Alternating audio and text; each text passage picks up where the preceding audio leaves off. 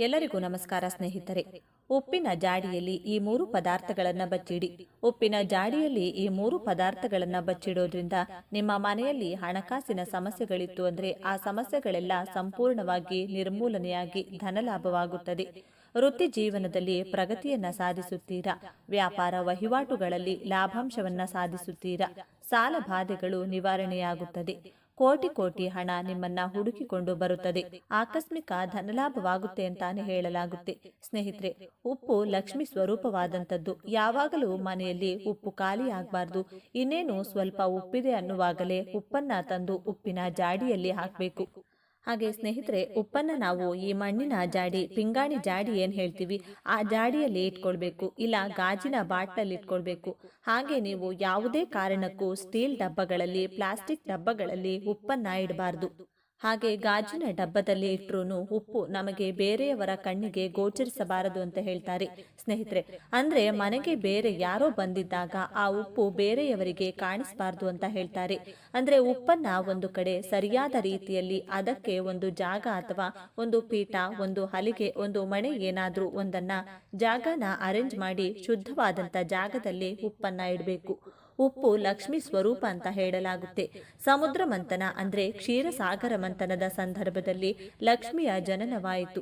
ಲಕ್ಷ್ಮಿಯೊಂದಿಗೆ ಸಾಕಷ್ಟು ಒಂದು ವಸ್ತುಗಳು ಕೂಡ ಜನನವಾಯಿತು. ಅದರಲ್ಲಿ ಮುಖ್ಯವಾಗಿ ಪ್ರಧಾನವಾದಂತಹ ವಸ್ತು ಅಂದ್ರೆ ಈ ಕಲ್ಲುಪ್ಪು.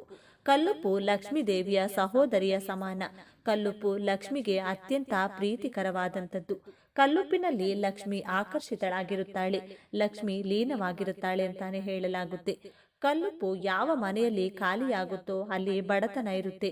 ಕಲ್ಲುಪ್ಪನ್ನ ಯಾರಿಗೂ ಕೂಡ ಸಾಲವಾಗಿ ಕೊಡಬಾರ್ದು ಅಂತ ಹೇಳಲಾಗುತ್ತೆ.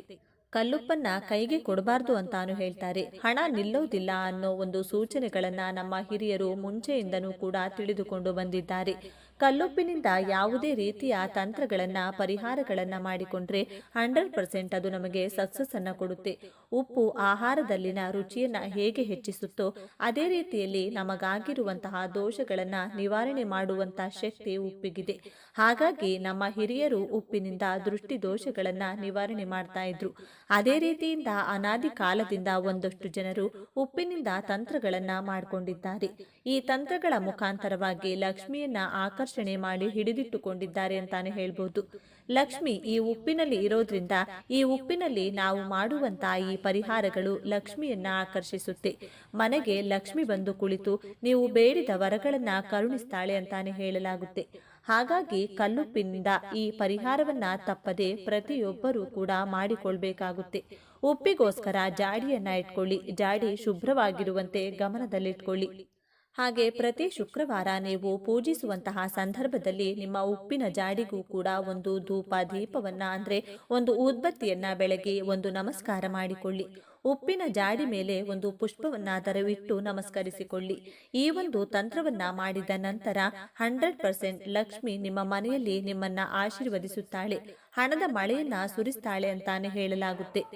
ಉಪ್ಪಿನ ಜಾಡಿಯಲ್ಲಿ ಯಾವ ಪದಾರ್ಥವನ್ನ ಇಡಬೇಕು ಅಂತಂದ್ರೆ, ಮೊದಲನೆಯದಾಗಿ ಈ ಒಂದು ಪರಿಹಾರಕ್ಕೆ ನೀವು ಮಾಡ್ಕೊಳ್ಬೇಕಾಗಿರೋದು ಹಳದಿ ಬಣ್ಣದ ಬಟ್ಟೆಯನ್ನ, ಒಂದು ಚಿಕ್ಕದಾದ ಬಟ್ಟೆಯನ್ನ ತೆಗೆದುಕೊಳ್ಳಿ.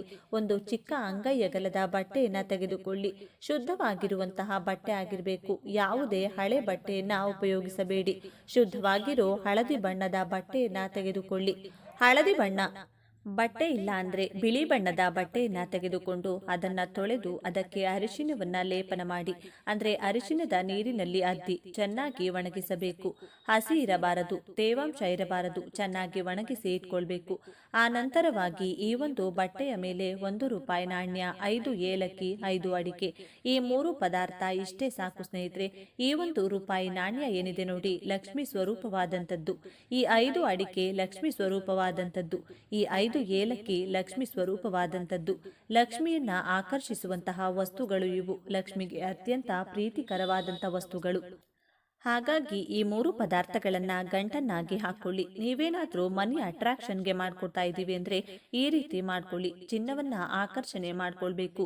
ಗಿರವೆ ಇಟ್ಟಿರೋ ನಿಮ್ಮ ಆಭರಣಗಳು ನಿಮ್ಮ ಬಳಿಗೆ ಬರಬೇಕು ಅಂದ್ರೆ ಯಾವುದಾದರೂ ಒಂದು ಚಿನ್ನದ ಒಂದು ಮೂಗುತಿನೋ ಅಥವಾ ಒಂದು ಚಿನ್ನದ ಉಂಗುರನೋ ಏನಾದ್ರೂ ಒಂದನ್ನ ನೀವು ಈ ಗಂಟಿನ ಜೊತೆ ಅಂದ್ರೆ ಗಂಟು ಒಳಗಡೆ ಹಾಕಿಟ್ಟು 24 ಗಂಟೆ ಆ ಉಂಗುರ ಅಥವಾ ಆ ಚಿನ್ನ ಏನಿರುತ್ತೆ ಅದನ್ನ ತೆಗೆದುಕೊಂಡು ಒಂದು ಪೇಪರಲ್ಲಿ ಹಾಕಿ 24 ಗಂಟೆ ನಂತರ ಆ ಒಂದು ಚಿನ್ನವನ್ನ ತೆಗೆದು ನಿಮ್ಮ ಬೀರುವಿನಲ್ಲಿ ಇಟ್ಕೊಳ್ಳಿ. ನೀವು ಅಡವಿ ಇಟ್ಟಿರುವಂತಹ ಒಡವೆಗಳು ನಿಮ್ಮ ಹತ್ರ ಬರುತ್ತೆ. ಹೆಚ್ಚು ಹೆಚ್ಚು ಒಡವೆಗಳನ್ನ ಕೊಂಡುಕೊಳ್ಳುವ ಯೋಗ ಬರುತ್ತದೆ. ಹಾಗೆ ನಾನು ತಿಳಿಸಿಕೊಟ್ಟಂತ ಈ ಗಂಟನ್ನ ಉಪ್ಪಿನ ಜಾಡಿಯಲ್ಲಿ 48 ದಿನಗಳ ಕಾಲ ಬಿಡಬೇಕಾಗುತ್ತದೆ.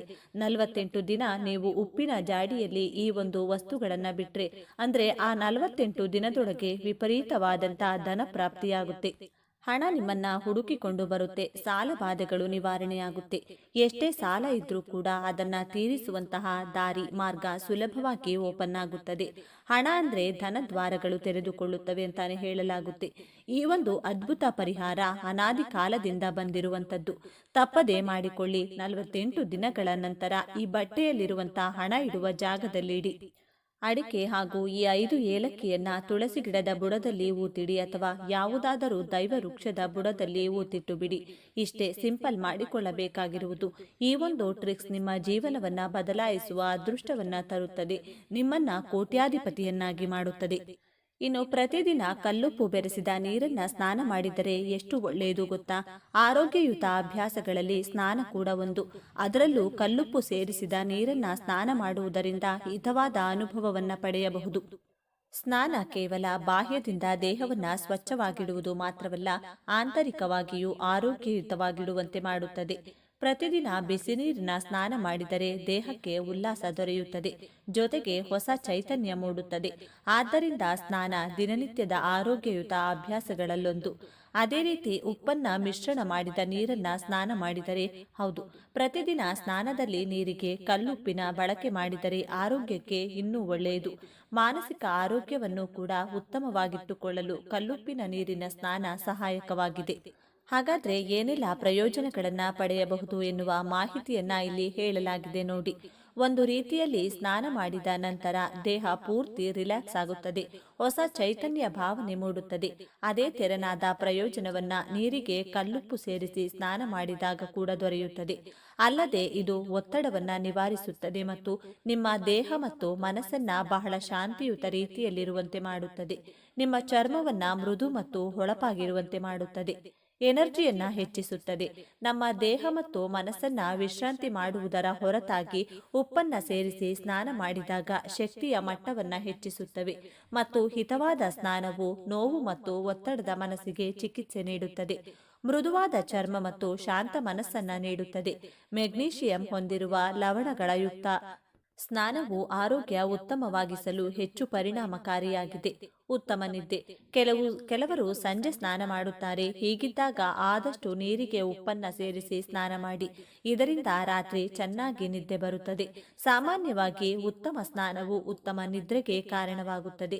ಸ್ನಾನದ ಲವಣಗಳ ಬಳಕೆಯ ಉತ್ತಮ ನಿದ್ರೆಯು ಪಡೆಯಲು ನಿಮಗೆ ಸಹಾಯ ಮಾಡುತ್ತದೆ. ಇದು ನಿದ್ರಾಹೀನತೆ ನಿವಾರಿಸಲು ಸಹಾಯ ಮಾಡುತ್ತದೆ. ಹೀಗಾಗಿ ಉಪ್ಪು ಯುಕ್ತ ನೀರಿನ ಸ್ನಾನ ದೇಹಕ್ಕೆ ಆರಾಮದಾಯಕ ಅನುಭವವನ್ನು ನೀಡುತ್ತದೆ. ಉಪ್ಪು ನೀರಿನ ಸ್ನಾನಕ್ಕೆ ಹೀಗೆ ಮಾಡಿ. ಸ್ನಾನಕ್ಕೆ ಕಲ್ಲುಪ್ಪನ್ನ ಮಾತ್ರ ಬಳಸಿ. ಅದು ಅಯೋಡಿನ್ ಯುಕ್ತ ಉಪ್ಪಾಗಿದ್ದರೆ ಇನ್ನೂ ಒಳ್ಳೆಯದು. ಸುಲಭವಾಗಿ ನೀರಿನಲ್ಲಿ ಕರಗುತ್ತದೆ ಕೂಡ. ಒಂದು ಬಕೆಟ್ ನೀರಿಗೆ 2 ಅಥವಾ 3 ಟೀ ಸ್ಪೂನ್ ಉಪ್ಪನ್ನ ಸೇರಿಸಿಬಿಡಿ. ಬೇಗನೆ ಕರಗುತ್ತದೆ. ನಂತರ ಸ್ನಾನ ಮಾಡಿ. ಸ್ನೇಹಿತರೆ, ವಿಡಿಯೋ ನೋಡಿದ್ದಕ್ಕಾಗಿ ಧನ್ಯವಾದಗಳು.